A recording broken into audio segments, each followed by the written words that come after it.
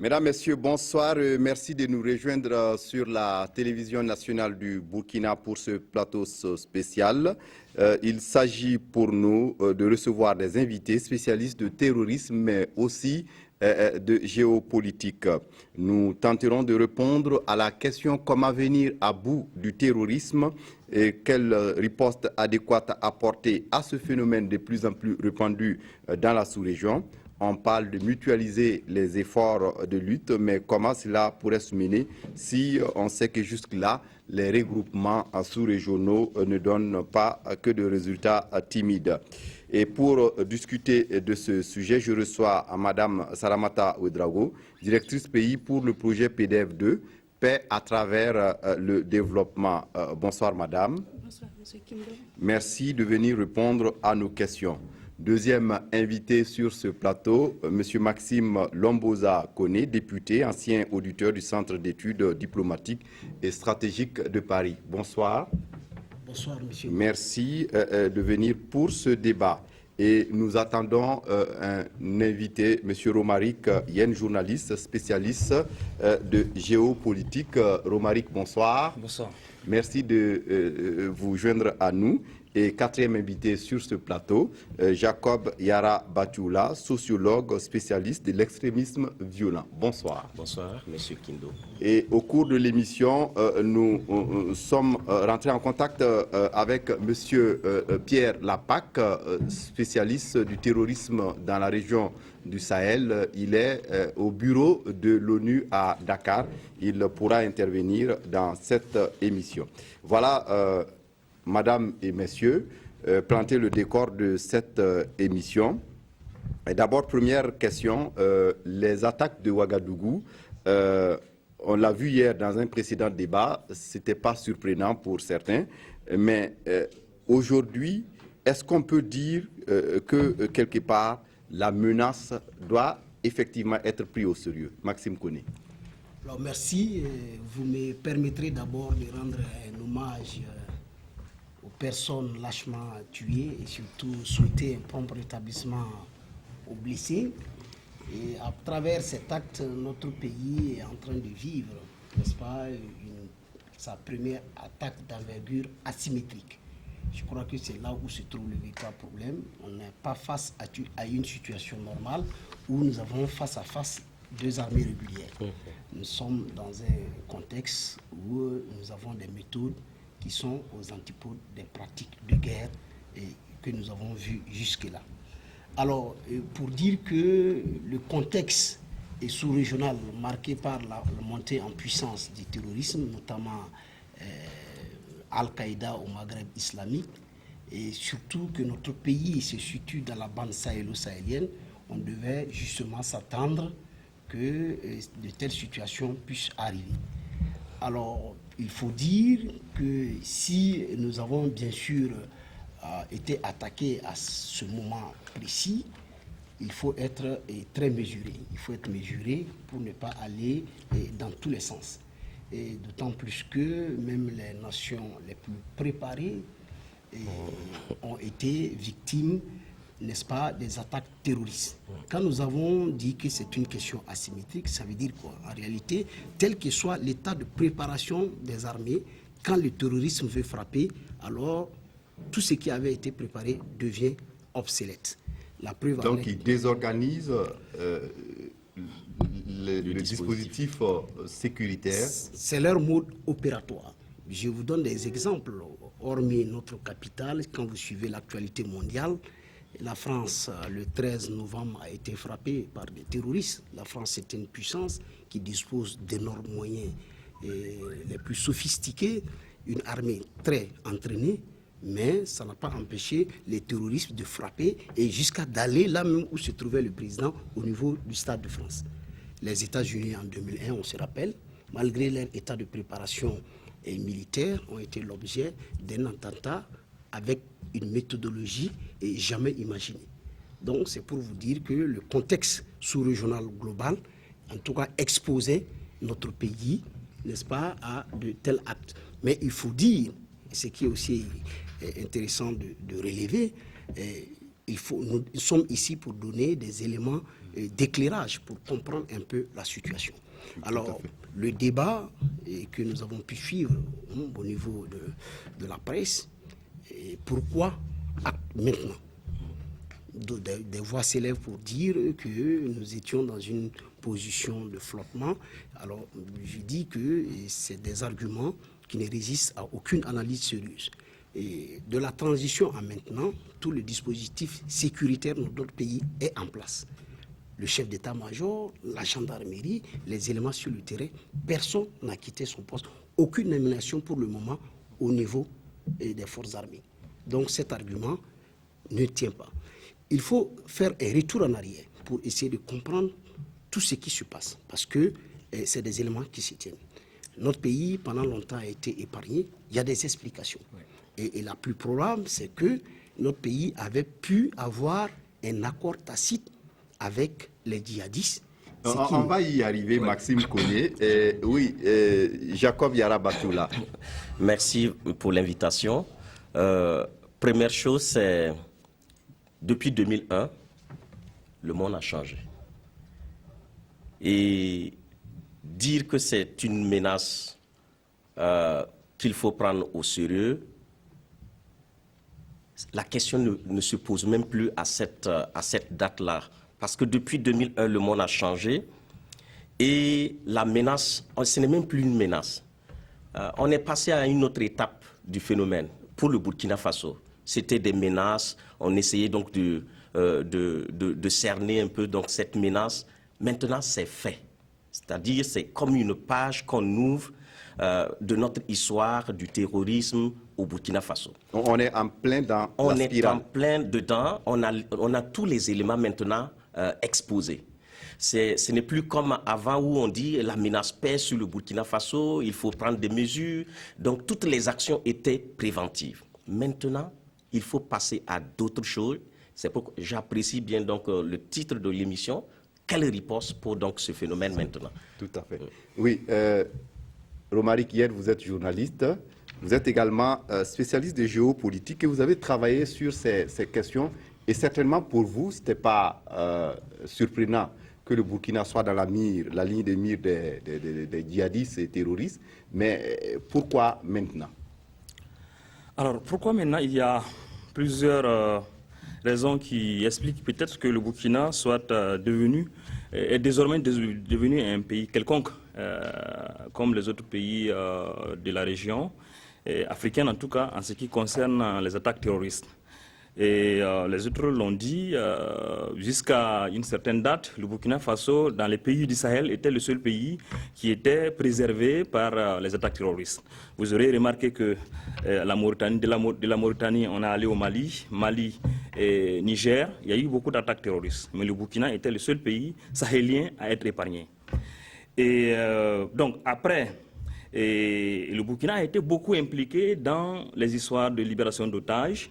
Et le Burkina a été impliqué dans des négociations avec des groupes qui étaient en temps considérés comme des groupes terroristes, dont certains ont été considérés comme des groupes terroristes. Justement, on se pose même la question aujourd'hui, où sont passés tous ces renseignements, puisque le Burkina était considéré comme un pays qui avait une mine d'informations sur ces sujets. Et de là à être frappé par ces terroristes, bon, on se pose souvent des questions sur la capitalisation de tous ces acquis. Il ne faut pas se le cacher.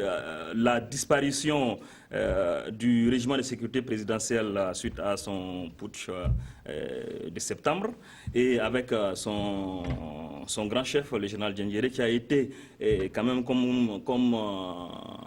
il faut le savoir, le principal chef du service de renseignement au Burkina, a certainement eu une implication, a certainement été en tout cas d'une manière ou d'une autre, n'est-ce pas, affaibli un peu le système de coordination du service de renseignement au Burkina. Parce que c'est lui qui était le point central Aujourd'hui, tous les services, chacun a des informations, mais il n'y a pas de véritable coordination.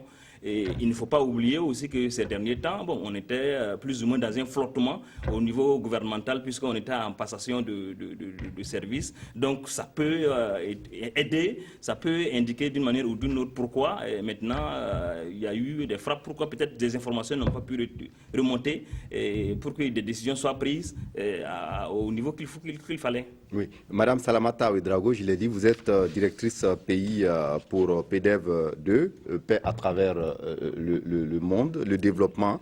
Et c'est un projet de l'USAID et pour vous, la réponse adéquate à cela, c'est les projets structurants de développement. Mais avant d'en arriver, certainement au niveau de PEDEV 2, vous anticipez sur ce qui peut être les causes du terrorisme. Oui, M. Kindo, nous avons pour but ultime de bâtir la résilience des communautés face à l'extrémisme violent. Vous avez parlé tantôt de terrorisme, on ne se limite pas seulement au terrorisme, on englobe tout ce qui concerne les questions d'extrémisme violent au niveau de la région du Nord, au niveau de la région du Sahel et aussi au niveau du centre, parce qu'une étude de base avait détecté ces régions-là comme étant des régions vulnérables. Donc nous étions effectivement dans une dynamique de prévention à travers des axes stratégiques, comme par exemple l'autonomisation de la jeunesse, afin que cette jeunesse ne soit pas la proie des groupes terroristes, comme par exemple le dialogue interreligieux, comme les médias aussi, donner l'information crédible et pertinente à travers des radios partenaires qui relaient de bonnes informations pour que les communautés puissent les utiliser, qui relaient de bonnes informations pour que les jeunes puissent s'en servir au lieu d'écouter autre chose. Nous avons aussi des axes d'appui aux organisations de la société civile, tout comme nous appuyons les communes dans lesquelles nous intervenons pour bâtir toujours la résilience communautaire et prévenir l'extrémisme violent. Donc nous étions effectivement dans cette dynamique et nous avons suivi depuis longtemps les prémices de cet extrémisme violent au niveau du Burkina Faso.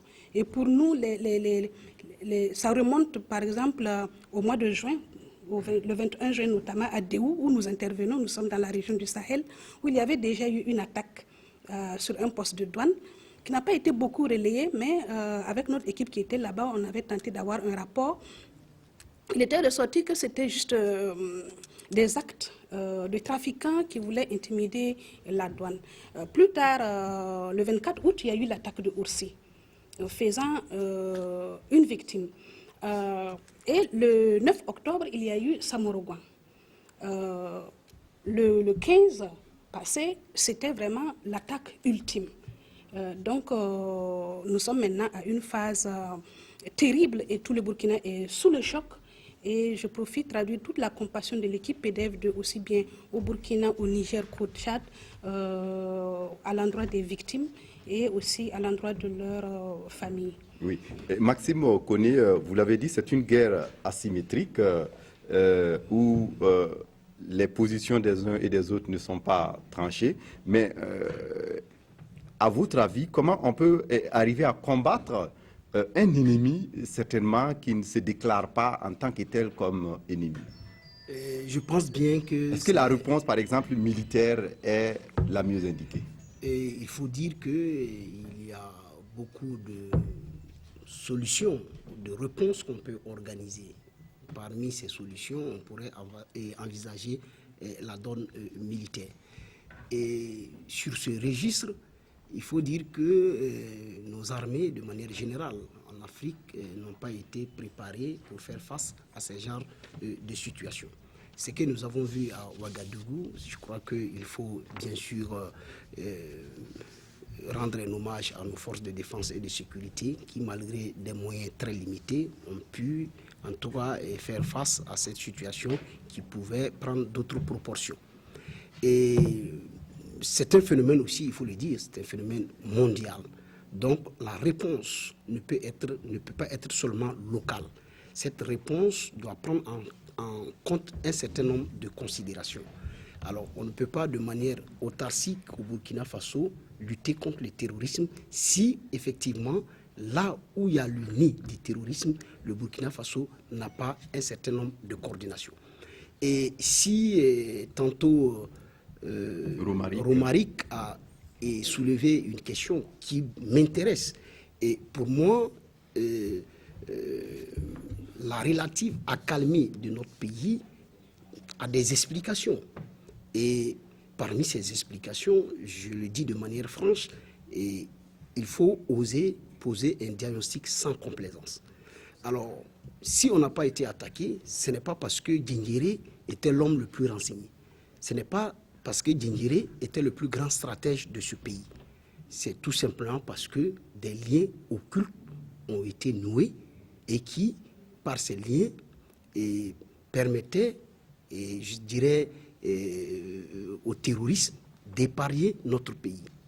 Et brusquement, avec cette révolution du Burkina Faso, avec cette insurrection, ces liens qui liaient notre pays au groupe terroriste ont été coupés. Je parle avec des preuves. Et tous les leaders des mouvements djihadistes ont séjourné dans notre pays. Et je peux aller même plus loin pour dire qu'au-delà... Et donc vous voulez épouser la thèse de ceux qui pensent que ce sont des mesures de représailles que ces mouvements ont voulu entreprendre dans notre pays. Je vais dire que ce n'est pas seulement des mesures de représailles. Bien sûr, ces mesures de représailles font partie, mais à côté, on pourrait donner d'autres explications. Par exemple, la présence de militaires français ou américains sur notre sol. On peut aussi donner d'autres explications, comme la présence de nos militaires au Nord Mali pour combattre les djihadistes. Il y a beaucoup d'éléments, mais il faut dire que cet élément est souvent occulté. Il faut mettre cet élément à la lumière. Et ce qui est grave, pendant longtemps, notre pays a été considéré comme l'épicentre de l'international de la subversion. Et du coup, il y a un enjeu stratégique. Le Burkina Faso est devenu une plateforme où un jeu sournois se menait. Alors, avec le démantèlement du RSP, pour ceux qui sont sincères, on a pu voir que notre armée avait un certain nombre d'armements qui n'étaient pas répertoriés dans la hiérarchie et des armes les plus sophistiquées. Et quelles étaient les destinations de ces armes? Et du coup, pour moi, les terroristes ont été coupés de leur base arrière. Et donc, ça explique aussi la thèse de ceux qui pensent que c'est des représailles, puisqu'on les a écartés de leur... Exactement. Oui, Romaric veut rapidement réagir. Non, oui. J'avais précisé juste pour dire que, non, je ne veux pas dire que Diendéré était l'omniscient, à la preuve, il est en prison. Ce que je veux dire simplement, c'est que, si on prend au niveau du renseignement simplement, si on suppose que les terroristes, l'une des thèses, c'est que le Burkina a collaboré avec des groupes terroristes. On a vu qu'en Sardine, faisait partie des groupes qui négociaient l'accord de Ouagadougou sur le Mali, MLA, en Sardine, qui est en son temps considéré comme un groupe terroriste. D'ailleurs, son chef Yad Agali est aujourd'hui un membre actif d'AQMI et il aurait même réclamé, n'est-ce pas, il aurait revendiqué l'enlèvement des 2 Australiens au nord du Burkina. Donc, ce que je veux dire simplement, c'est que le Burkina, à un certain moment donné, a été une porte de sortie pour tous les groupes terroristes, tous les groupes indépendantistes du Nord Mali. Et à un certain moment donné, donc le Burkina, le régime Compaoré n'existant plus, naturellement, ces liens sont coupés. Et il est clair que ces liens étant coupés, les groupes terroristes vont désormais considérer le Burkina comme un pays quelconque, comme je le disais tantôt. Donc, ils peuvent s'attaquer désormais au Burkina. Parce qu'ils nous font payer aussi, voilà, certainement, le fait de s'être débarrassés de leur homme. D'une manière ou d'une autre, c'est ce que ça voudrait dire qu'ils se plaignent, ou du moins ils veulent nous démontrer que désormais, nous devenons une cible principale, comme les autres cibles d'Afrique de l'Ouest, et comme d'autres cibles en Afrique australe, pour ce qui concerne les groupes Chebab qui sont dans ces régions-là. Mais il faut préciser que jusque-là, AQMI a réclamé l'attaque, a revendiqué l'attaque du Burkina. AQMI est la principale organisation qui agit dans les pays du Sahel. Et il y a plusieurs groupes d'AQMI. Et pour l'instant, c'est le groupe de Mokhtar Belmokhtar qui a réclamé l'attaque sur le Burkina. Et le groupe Ansardine qui lui a réclamé l'enlèvement des deux Australiens. Ça veut dire que désormais, le Burkina Faso, pour ces groupes qui sont tous membres du groupe des AQMI, le Burkina Faso est désormais un pays cible. Quelconque. Voilà. Oui, on va suivre M. Pierre Lapac, que j'ai joint tout à l'heure au téléphone. Il est le chef du bureau ONU pour l'Afrique de l'Ouest et l'Afrique centrale concernant les questions de lutte contre le terrorisme, mais aussi la criminalité transfrontalière. M. Lapac répond à la question sur la situation du terrorisme dans la sous-région Sahel. Bonsoir, donc mon nom est Pierre Lapac, je suis le représentant régional de l'Office des Nations Unies chargé de la lutte contre la drogue et le crime pour l'Afrique de l'Ouest et l'Afrique du Centre. Et le Bureau des Nations Unies pour l'Afrique de l'Ouest et du Centre travaille également sur des thématiques comme le terrorisme, la criminalité transfrontalière. Est-ce que vous pouvez nous expliquer un peu comment la situation se passe aujourd'hui dans les pays du Sahel? Notre bureau est basé à Dakar, mais nous avons des antennes dans différents pays de la sous-région. Nous couvrons bien sûr la zone sahélienne, c'est-à-dire pour ce qui nous concerne de la Mauritanie jusqu'au Tchad. Actuellement, dans la sous-région, vous avez principalement un groupe AQMI avec un certain nombre de groupes affiliés, Al-Morabitoun en faisant partie, le Moudjao, MNLA, etc. Et puis vous avez bien sûr Boko Haram qui lui se trouve dans la région du lac Tchad. Donc la zone sahélienne est une zone qui est soumise à de très nombreux défis sur la thématique terrorisme. Vous avez bien sûr toutes ces attaques comme celle atroce qui s'est passée il y a 2 jours à Ouaga, mais qui s'est passée il y a un mois et demi à Bamako. Donc si vous voulez, ça c'est en fait des attaques asymétriques que l'on risque de voir de plus en plus poindre et se réaliser dans la sous-région, parce que les forces militaires, à mon humble avis, qui sont en train de poursuivre les groupes djihadistes dans la région sahélienne, sont de plus en plus présents. Et donc, les groupes militaires tels que l'opération Barkhane et la coalition qui existe sont de plus en plus efficaces.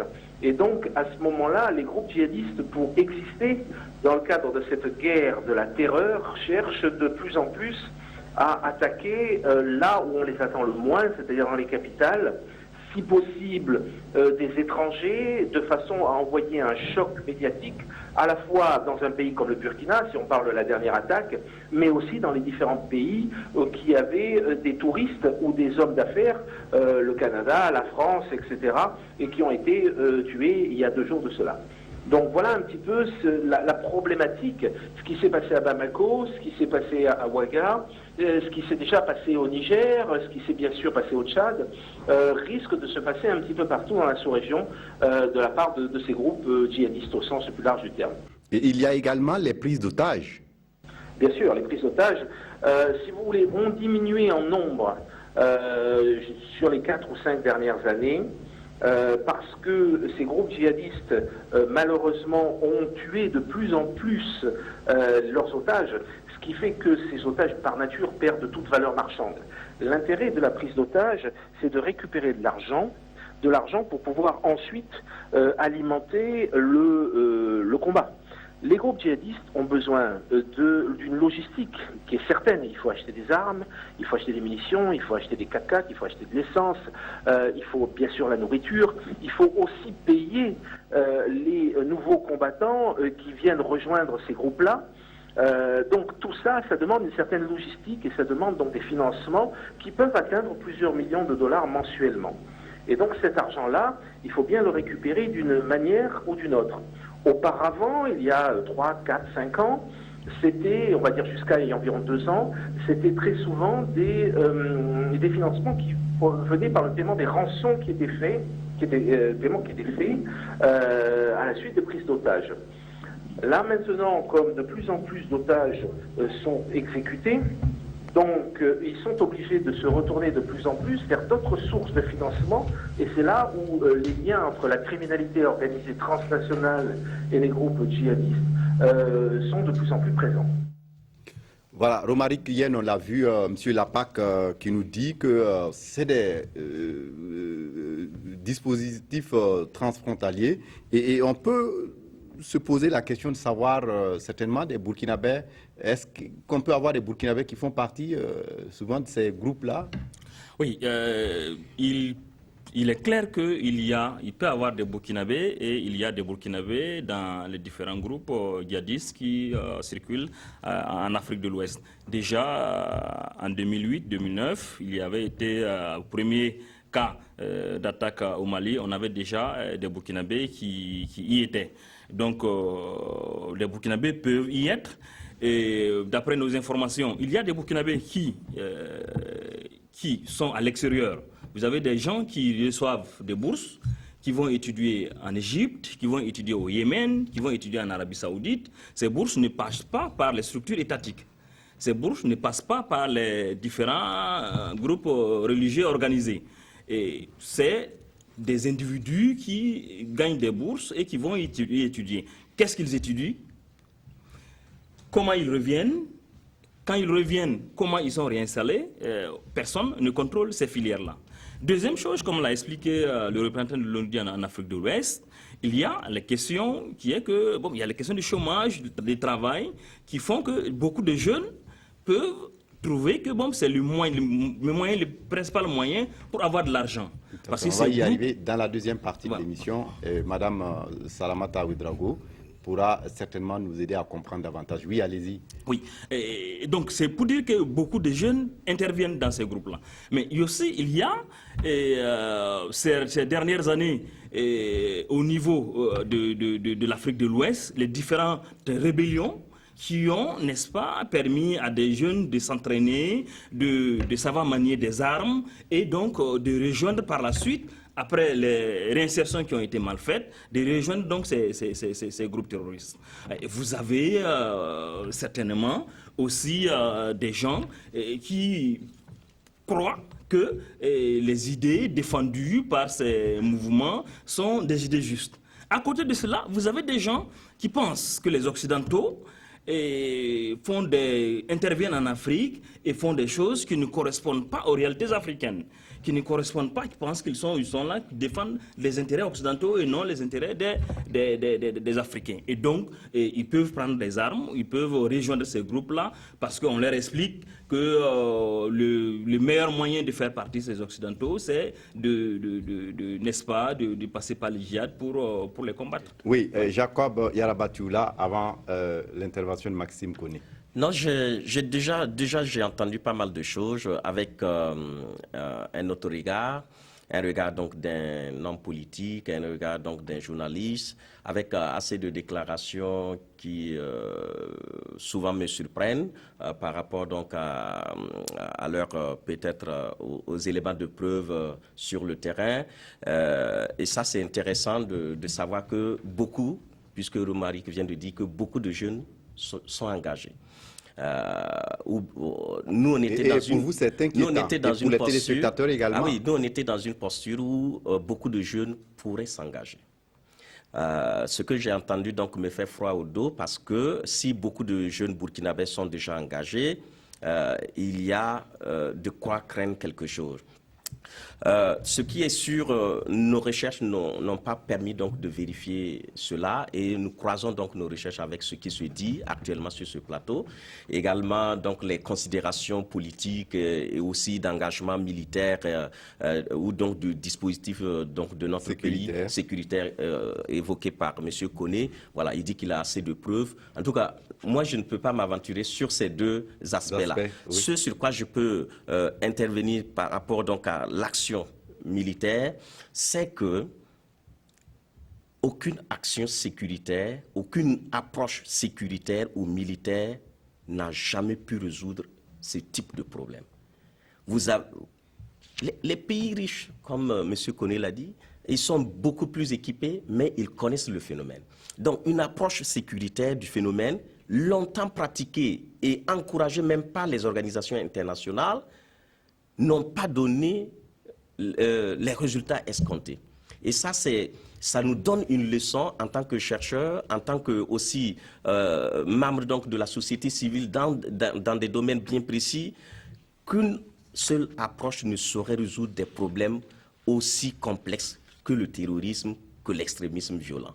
Mais il a fallu quand même l'intervention des forces de sécurité et oui, Monsieur Kindo, c'est pour arriver à, non, c'est pour libérer des neutraliser oui. Les assaillants et oui. libérer les otages. Ce n'est pas donc oui, l'un dans l'autre. Ça ne veut pas dire qu'on a résolu le problème. Libérer donc des otages, tuer donc les djihadistes ou bien les terroristes, les faire partir. Vous avez coupé une petite tête donc de l'affaire. Ils ont tellement de tentacules. Je vous dis que ces gens-là ne calculent pas avec leur vie. Donc, du coup, quand vous êtes dans l'approche donc de ce phénomène et que vous êtes dans une approche militaire sécuritaire, vous passez à côté donc de l'approche qu'il convient. Et je pense que le deuxième élément, c'est si vous approchez le problème avec une approche donc religieuse, vous perdez encore. Parce que ni l'approche militaire qui est budgétivore, parce que ces derniers temps, vous allez voir comment le budget sur ces questions vont flamber, comment donc les sociétés de sécurité vont se faire du fric, tout le monde courra vers donc un dispositif sécuritaire militaire ou encore du type. C'est une erreur, à mon avis, de considérer la seule approche dans ce contexte-là. Le deuxième élément, c'est l'erreur donc d'une approche religieuse. Dire que donc c'est un phénomène religieux ou islamique, donc il faut travailler sur ce côté, on va faire encore des frustrés. Également sur l'approche structurelle, je pense que c'est encore une petite erreur qu'on peut commettre en disant il nous faut mettre en place donc des structures. On va créer un comité, une commission, une UEMOA CEDEAO, on est dans des infrastructures. Et là encore, il y a encore des limites. Et enfin, l'approche peut-être diplomatique ou de coopération, où les gens sont de plus en plus hypocrites quand il s'agit donc de coopération internationale, où ils se disent des choses qu'ils ne font pas parce qu'ils ont la certitude d'être protégés. Le Burkina était dans une posture où il se sent protégé. Donc, tenir des réunions avec des gens qui sont tout de suite menacés ou encore attaqués, voilà, vous ne discutez pas avec la même franchise. Et enfin, l'approche qu'on pourrait appeler de développement, où on dit on va gaver donc les populations donc démunies du côté donc du nord, où voilà, les gaver donc de moyens, toutes les ONG courent vers donc le nord, le Sahel, on injecte des milliards donc dans des projets de développement et après on gagne rien. L'approche de développement à elle seule ne suffira pas. Je reviendrai avec une proposition. Donc il faut une combinaison à la fois de réponse militaire, de réponse de développement social, mais aussi de promotion des droits humains. Oui, on aura compris, Maxime Koné va... Je vais lâcher le concept, c'est l'approche intégrée. Et j'aurai peut-être le temps donc de revenir sur cette approche intégrée et en quoi il peut consister avec les résultats que nous avons pu avoir sur le terrain. D'accord. Maxime Koné et Madame Salamata Ouedraogo après. Je pense que cet aspect du débat est très intéressant. Et il faut voir si parmi ces djihadistes, est-ce qu'il y a des Burkinabés. La réponse à cette question va nous éclairer sur la suite du combat à mener. Il y a déjà eu des Burkinabés à l'attaque de Orara. Il y a des Burkinabés. Ok, donc c'est déjà confirmé. Ce que je puisse dire, c'est que la donne peut fondamentalement changer si effectivement nous avons un nombre important de jeunes Burkinabés qui sont impliqués. D'habitude, la nationalité des assaillants peut renseigner sur cet état de fait. Dans la terminologie djihadiste, il y a ce qu'on appelle les Al-Ansari, ça veut dire les autochtones. Si une fois cette donne est réellement vérifiée au Burkina Faso, c'est dire que nous rentrons dans une phase très difficile. Absolument. Et là, il faudrait prendre des mesures urgentes. Nous allons peut-être revenir là-dessus. Mais toujours est-il que j'ai la certitude, avec notre passé récent, et où effectivement nous avons vu défiler dans cette capitale beaucoup de djihadistes, j'ai la certitude bien établie que nous avons déjà des cellules dormantes chez nous ici. Et cette attaque du 15 a été facilitée, a eu beaucoup de complices au niveau local. La preuve en est qu'on assiste à un certain nombre d'arrestations. Alors, le débat peut changer Et fondamentalement, notre pays n'a pas un problème irrédentiste comme le Mali. Notre pays n'a pas un problème religieux qui est ouvert. Ça veut dire en quelque sorte que les ingrédients de l'installation solide des djihadistes sur le territoire est une hypothèse qu'il faut prendre avec beaucoup de mesures. Alors, ce qui est évident, c'est qu'on risque de permanemment assister à des actions terroristes montées à l'extérieur et exécutées sur notre sol.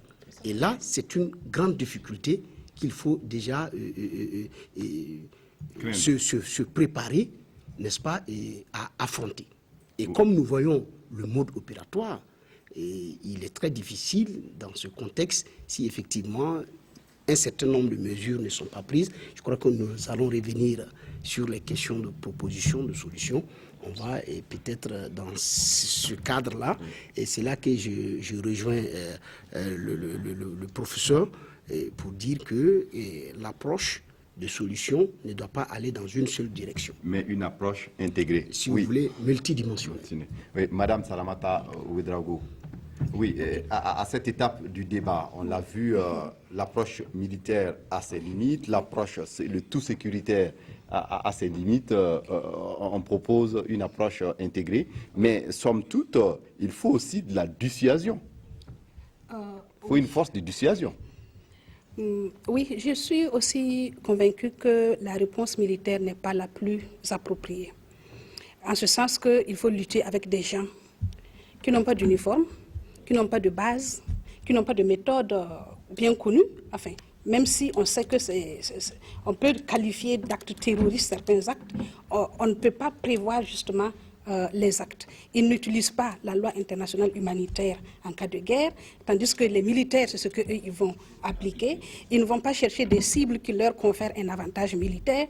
Ils vont vraiment aller de travers au niveau de la loi internationale humanitaire en matière de guerre, ce qui veut dire que la réponse militaire n'est pas du tout celle qui est appropriée, même si de temps en temps nous avons besoin pour, par exemple, sécuriser les frontières d'aspect militaire. Cela dit, certains ont évoqué des raisons, des causes et autres. Il faut éviter, sinon proscrire, la généralisation en matière d'extrémisme violent. Ce qui amène un jeune qui a les moyens que les parents peuvent inscrire dans une école d'astronomie, d'aéronautique, à aller se faire exploser dans un avion, n'est pas la même raison qui va pousser un jeune du Nord à adhérer à un groupe extrémiste. C'est pour cela que nous, au niveau de PDF2, nous avons pris la vulnérabilité socio-économique des jeunes comme le point d'attention, et c'est sur ça que nous agissons. Parce que nous avons des exemples très concrets.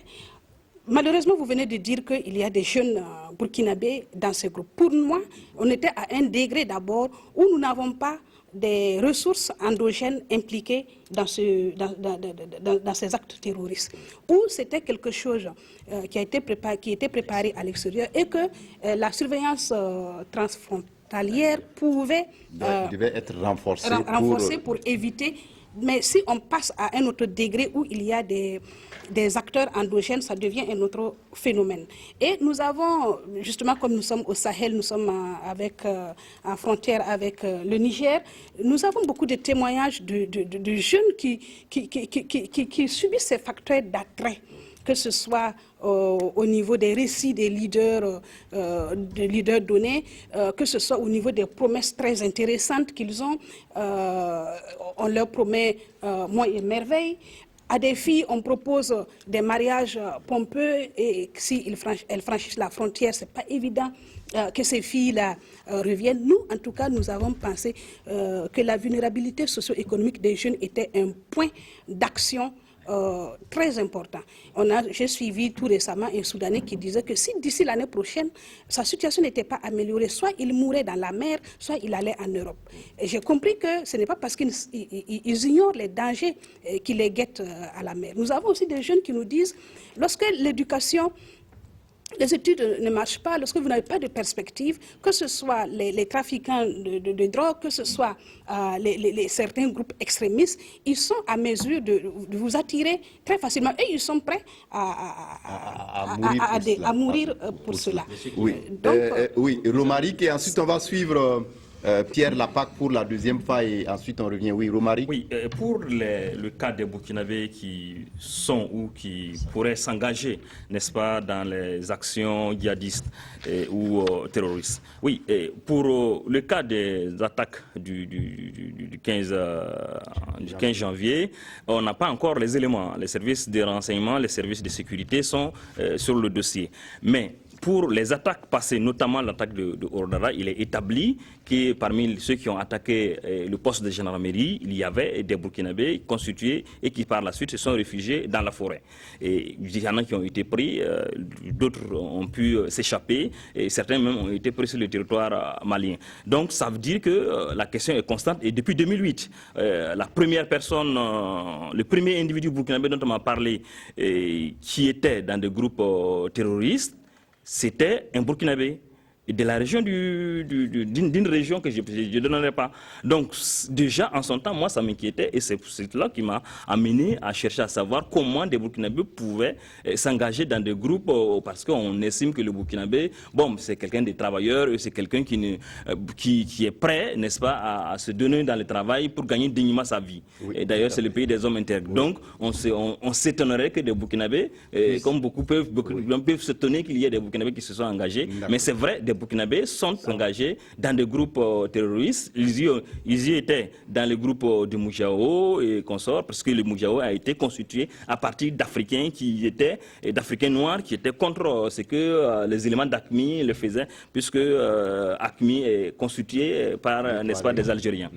Oui, au départ. Voilà, donc on va s'arrêter juste un moment pour suivre M. Pierre Lapac. On parle de plus en plus de mutualiser les efforts de lutte, mais comment cela pourrait se mener si les regroupements sous-régionaux donnent souvent des résultats timides? Pierre Lapac répond à cette question.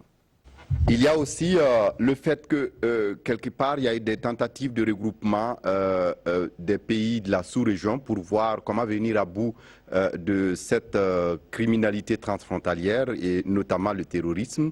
Mais on constate que ça ne marche pas. Alors, je vous suivrai pas totalement sur ce terrain-là. Bien sûr, si on attend une réponse immédiate du jour au lendemain, bien sûr, on peut dire que ça ne marche pas.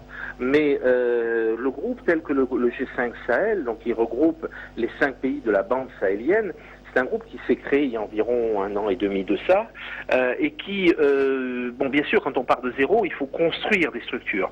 C'est un groupe qui s'est construit, c'est un groupe où il y a un fort engagement politique des chefs d'État et des ministres représentant les pays du G5 Sahel. Donc il y a eu encore une réunion en fin d'année, je crois que c'était au mois de novembre, qui a eu lieu au Tchad, où les présidents sont venus. D'ailleurs, au moment de l'attaque de Bamako, le président du Mali était d'ailleurs à cette réunion. Donc fort engagement politique, forte volonté de faire avancer les choses. La communauté internationale et bien sûr l'ONUDC travaillent énormément avec la structure du G5 Sahel. Nous les soutenons beaucoup, nous leur apportons beaucoup de formation, de techniques, d'outils qui leur permettent d'être de plus en plus efficaces et qui permettent aux organes répressifs des pays du G5 Sahel d'être de plus en plus efficaces. Tout ça, si vous voulez, il ne faut pas abandonner l'un au profit d'un autre. Ce que je veux dire par là, c'est que ce travail de coopération des pays du G5 Sahel ne fait qu'en fait que se surajouter au travail bilatéral qui existe entre les différents pays individuellement du G5 Sahel avec les partenaires internationaux. Par exemple, la coopération qui peut exister avec les États-Unis, entre le Tchad et la France, entre le Mali et les États-Unis, ou la France, ou l'Angleterre, et ainsi de suite. Donc il existe des coopérations bilatérales qui sont, elles, par contre, très avancées, qui sont historiquement très avancées, qui, elles aussi, ont une vraie valeur ajoutée. Donc ce travail qui est fait de manière bilatérale, plus ce qui est fait de manière multilatérale, permet de faire avancer les choses dans la bonne direction. Mais il faut bien comprendre que nous avons en face de nous des groupes terroristes très flexibles, très fluides, qui s'adaptent énormément et qui ont tout de suite compris que, par exemple, sur le terrain militaire pur, en tant que force armée contre force armée, ils ne pourraient pas faire le poids et lutter efficacement contre la coalition sahélienne et contre les militaires français d'opération Barkhane, et qui sont basculés dans un terrorisme asymétrique tel qu'il s'est passé à Bamako, à Ouaga ou dans d'autres villes, à Niamey, etc. Donc, si vous voulez, c'est ça qu'il faut. On est en permanence dans une phase d'adaptation. On ne gagne, malheureusement, dans la lutte contre le terrorisme, on ne peut gagner que des batailles. Et donc, on ne peut pas en finir totalement avec ce phénomène sous nos latitudes. Écoutez, j'ai pas de boule de cristal, ça c'est certain, je crois que personne ne l'a. Je suis par contre certain que c'est quelque chose qui devra s'inscrire dans la durée. C'est-à-dire que pour régler ces thématiques, on parle sur un laps de temps qui sera de 10 ans, 20 ans, voire même plus. Tant qu'il existe un certain nombre de causes, un terreau, si vous voulez, favorable aux groupes djihadistes, on trouvera toujours des jeunes gens qui seront prêts, ou des jeunes femmes, parce qu'il y en a de plus en plus, il ne faut pas l'oublier, qui seront prêts à sacrifier leur vie pour une cause qu'ils estiment noble. Et donc, il y a à la fois un travail répressif, un travail militaire qui doit être fait, bien sûr, mais il y a aussi un gros travail d'éducation pour éviter que cette jeunesse ne bascule pas dans ces idéologies qui sont complètement fanatiques et destructrices. Au lieu d'apprendre aux gens à mourir, il faut plutôt leur apprendre à vivre et à vivre ensemble. Merci à vous, Monsieur Pierre Lapac. Je rappelle que vous étiez en ligne depuis Dakar et vous êtes le responsable du Bureau des Nations Unies pour la lutte contre la criminalité transfrontalière. Voilà, je vous remercie. Voilà, Maxime Koné, on l'a vu, Pierre Lapac qui dit qu'il faut sonder sur le terrain sous-régional pour trouver les réponses, mais toujours en lien avec cette lutte contre le terrorisme, les réponses pourront être combinées à la fois les questions sécuritaires, de développement, mais aussi de promotion des droits humains. Et exactement, comme on l'a dit à l'entame de ce débat, c'est des actions qui doivent aller dans plusieurs directions à la fois. On ne peut pas privilégier une solution au détriment d'une autre. Il faut avoir une vision globale. Alors, dans ce cadre, ce qui est intéressant dans les propos que nous avons écoutés, c'est qu'il faut mettre en place, au niveau sous-régional, une coopération. Nous avons vu que déjà, pour le cas du Burkina, avec le changement déjà de la politique extérieure en ce qui concerne ces questions de terrorisme, et la présence qu'on doit saluer du Premier ministre malien sur notre territoire pour venir porter, n'est-ce pas, les condoléances du peuple malien. Ça veut dire quoi? Si le sanctuaire des djihadistes se trouve au Mali, parce qu'on se rappelle que cet attentat a été revendiqué par le groupe Al-Mourabitoun, même si Al-Mourabitoun n'est pas basé au Mali. À moins certainement que... je vais dire qu'il y a eu un certain nombre... On ne sait pas où ils sont. Voilà, ils ont pris un peu forme vers cette partie du Nord Mali. Et donc, si effectivement les autorités maliennes consent aujourd'hui à collaborer avec nous, ça va permettre effectivement des échanges, n'est-ce pas, d'informations, de renseignements et même de mutualisation des forces. Et sur ce registre, nous allons pouvoir peut-être travailler ensemble pour pouvoir apporter des solutions, comme en tout cas des solutions immédiates. Et comme on l'a si bien dit, c'est une guerre d'issue, la lutte contre le terrorisme. Donc il faudrait que, en tout cas, on puisse travailler dans un contexte de mutualisation des forces. C'est en cela aussi qu'il faut saluer, n'est-ce pas, l'apport très stratégique des forces françaises et des forces américaines. Nous les avons vus à côté de nos forces armées le 15 pour libérer les otages. Et cela dénote aussi que c'est un phénomène dont les solutions doivent être trouvées en groupe. Même pas, non pas en autarcie. Les pays ne peuvent pas arriver à... Les pays ne pourront pas combattre le terrorisme. D'accord. Oui, Jacob, il y a la batterie. Deux petites choses. La première, c'est le facteur temps. Toutes les actions que nous pouvons penser maintenant ou à l'avenir doivent s'inscrire dans la durée. Peut-être l'expliquer plus tard par rapport à tout ce problème, parce que dès qu'il commence, il faut l'inscrire dans l'agenda de façon permanente. L'autre aspect, c'est la séduction, effectivement, qu'on peut avoir vis-à-vis donc de l'aspect sécuritaire, parce que c'est tout de suite, les moyens sont visibles, l'action, la riposte est visible. Voilà, les populations commencent à prendre confiance. Au-delà, il faut faire quelque chose. Vous prenez donc toute cette bande-là du nord du pays et que l'étendue des frontières est telle que, et vous amenez donc nos soldats sur ce terrain, non seulement ils vont se perdre dans ce désert, il n'y a pas de route. Voilà. Donc, alors que ces gens-là connaissent ce milieu comme leur poche, et ils ont une certaine force de résistance face au stress et à bien d'autres choses que nous ne pouvons pas toujours avoir en tant que soldats ordinaires. Donc, on reviendra sur les questions de formation. Il te prend 10 dates, les dates à manger là, il te prend 10 dates, il peut te taper 10 jours. Il peut résister à la chaleur et à la soif. Nous, on crève. Donc, les questions donc, de sécurité sont des questions très importantes qu'il faut intégrer dans des questions de sensibilisation ou des questions sociologiques. Et j'aimerais bien, à un moment donné, intervenir par rapport à ces questions-là. Sur le plan donc, religieux, il faut continuer à encourager, à bon sens, le dialogue interreligieux. Sur le plan donc des médias et des OSC, il faut continuer à renforcer les compétences donc, de ces structures-là.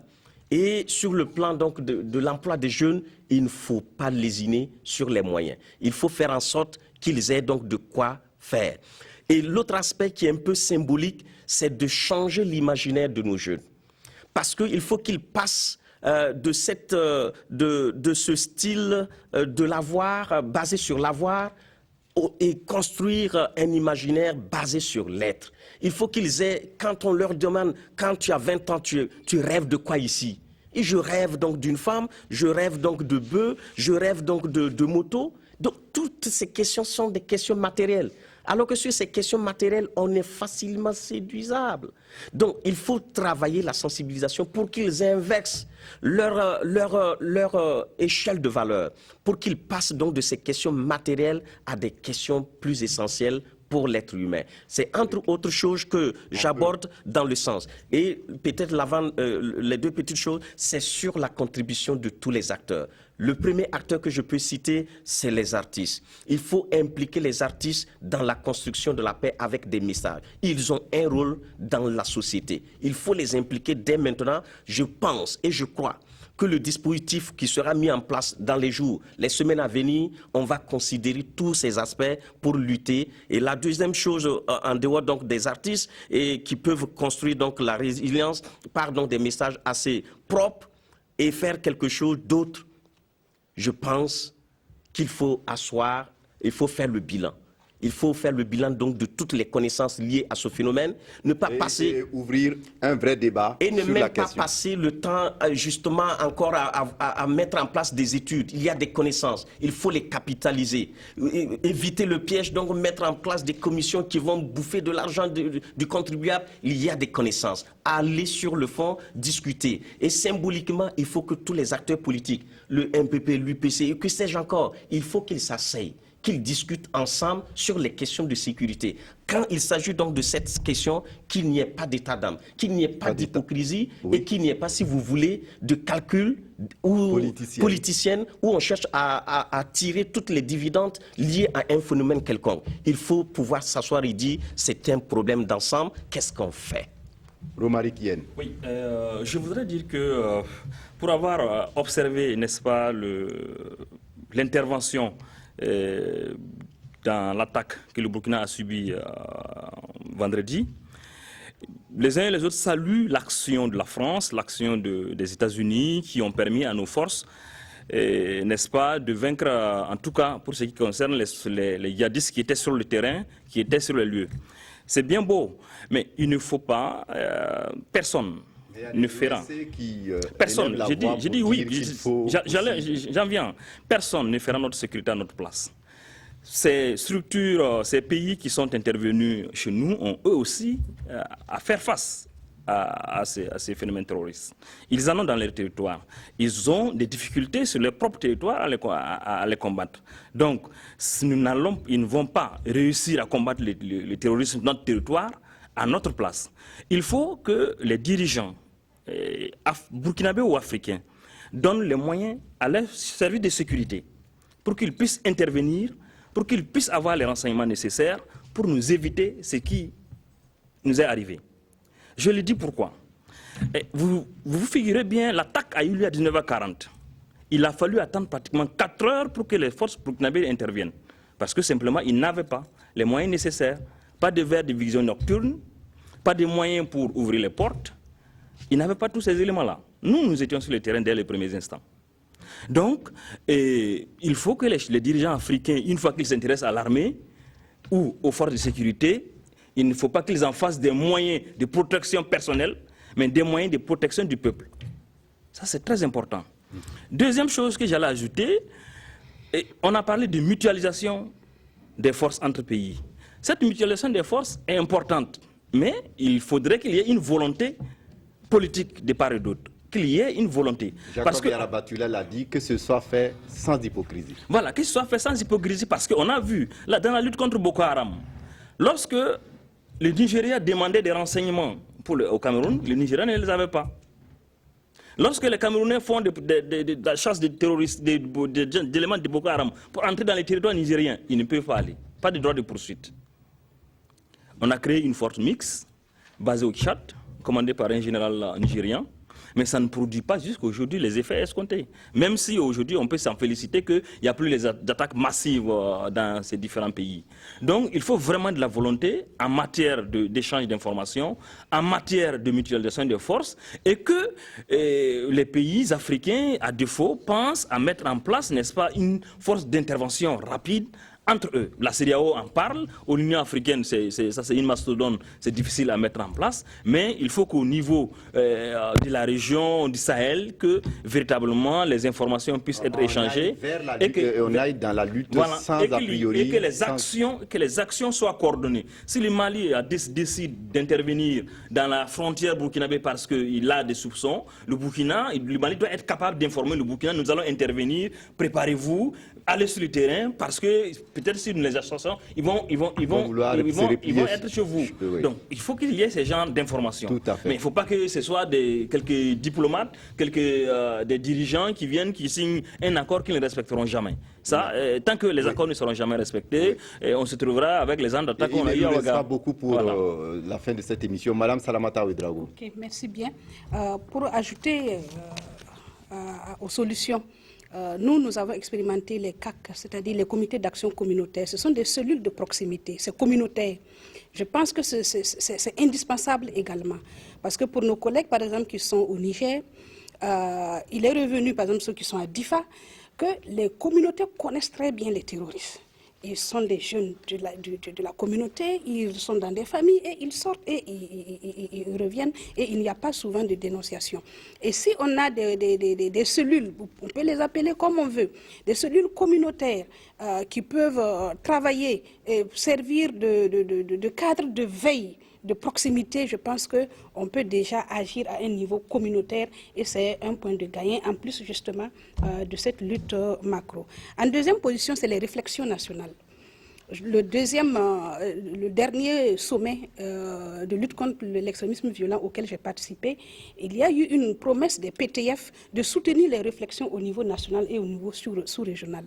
Même si pour l'instant ça reste des conclusions de sommet, on espère que c'est des promesses qui pourraient être tenues et il faut favoriser ces réflexions-là.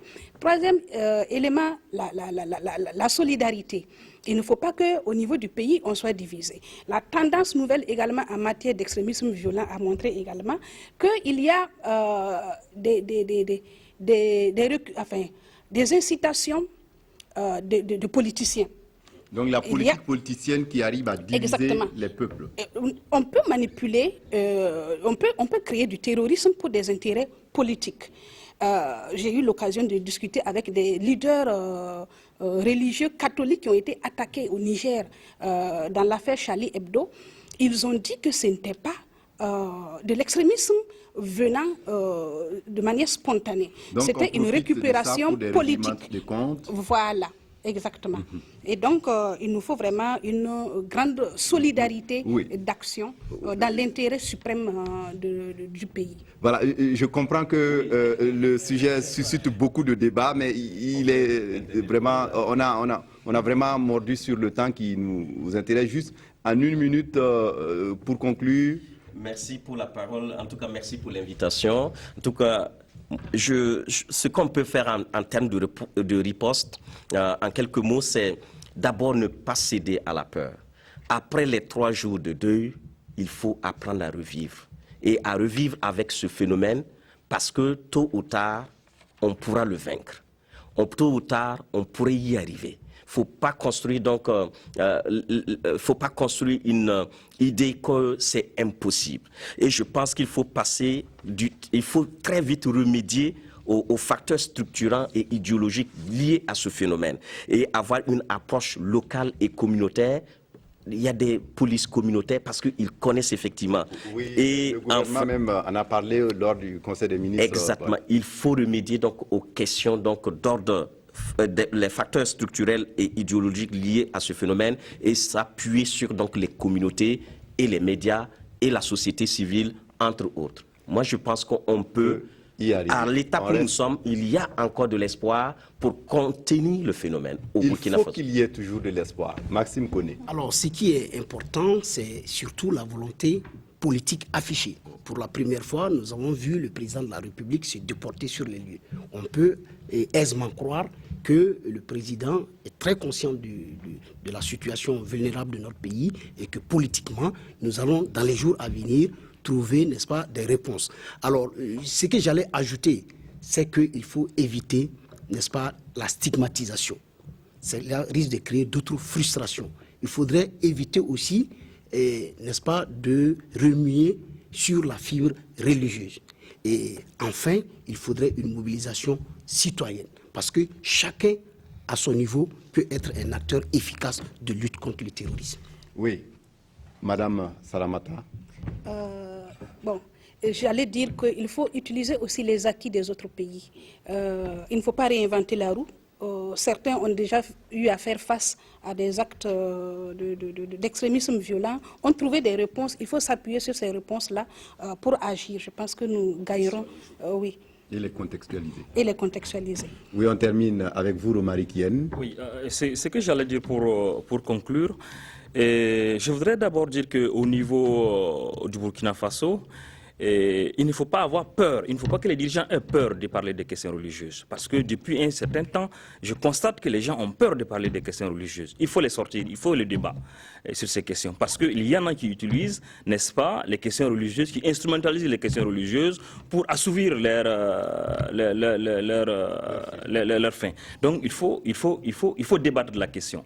Et deuxième chose que j'allais dire, je vais me répéter, il ne faut pas que les dirigeants politiques, une fois qu'ils s'intéressent à l'armée, c'est pour voir comment débaucher, comment avoir des soldats à leur solde.